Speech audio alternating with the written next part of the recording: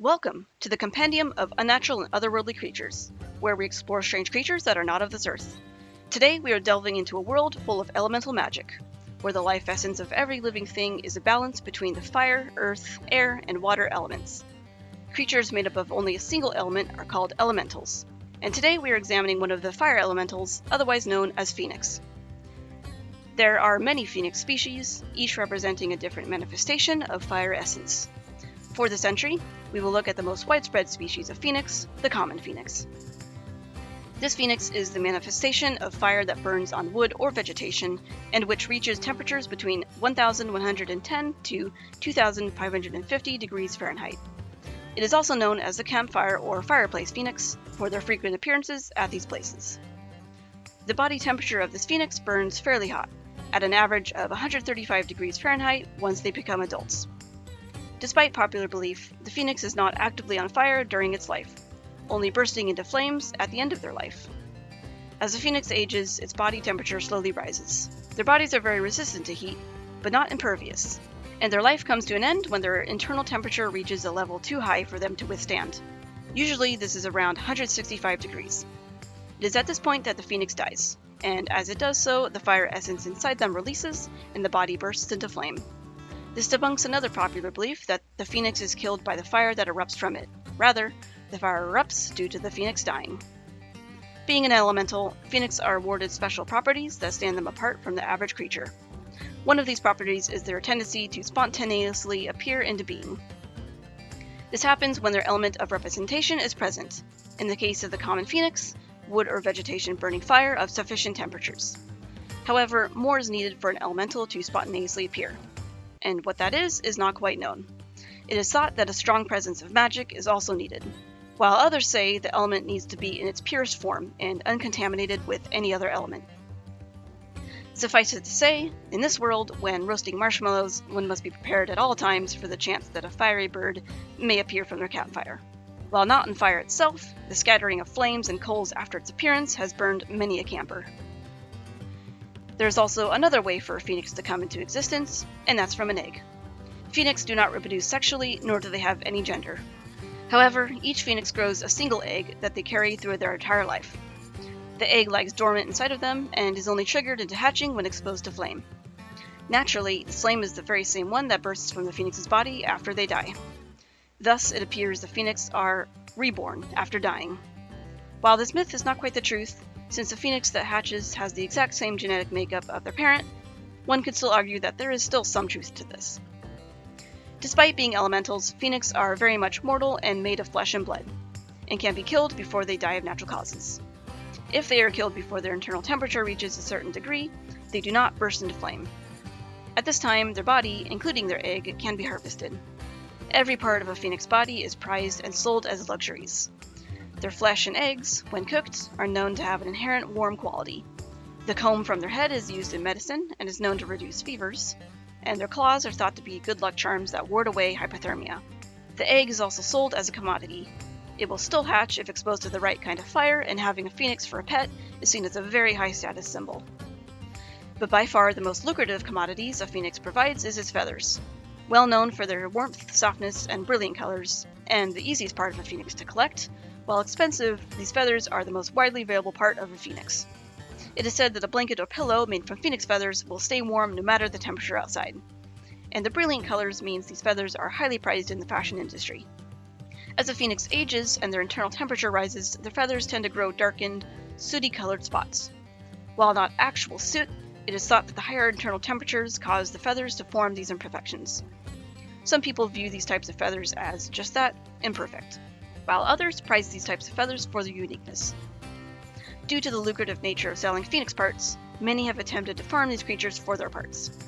While not impossible, this practice is very difficult, due to the very nature that Phoenix do not reproduce sexually and only ever produce one offspring per lifetime.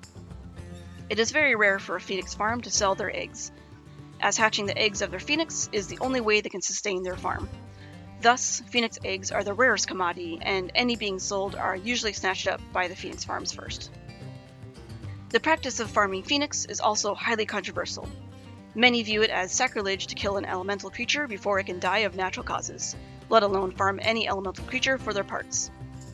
It is believed by many that elemental creatures are merely borrowing some elemental magic during their life, and then release that magic back into the world when they die. If they are killed before this can happen, it is believed that the magic is lost. This, of course, does not prevent these types of farms from earning massive profits. In fact, the only type of well-received and sustainable phoenix farms are the ones that sell the feathers exclusively, and that allow the phoenix to die of natural causes. The feathers are collected as the phoenix drops them naturally throughout their life. These farms also tend to be the highest exporter of phoenix feathers with dark spots, formed from an older phoenix who burn at a hotter temperature. No matter the relationship between human and phoenix, a phoenix species will never be in danger of dying out. As long as there is fire in the world, there will be phoenix. Despite their name and being the most widespread phoenix, it is still a rarity to see a common phoenix in the wild, and even rarer still to witness a spontaneous birth from magic. Anyone who does so is said to be blessed by the essence of fire.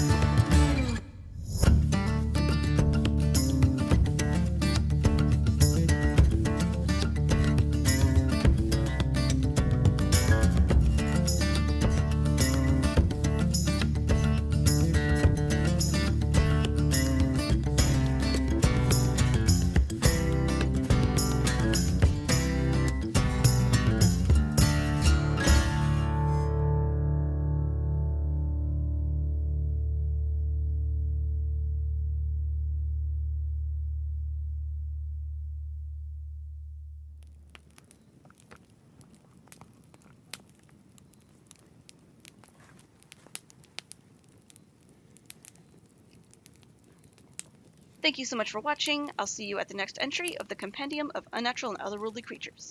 Bye bye.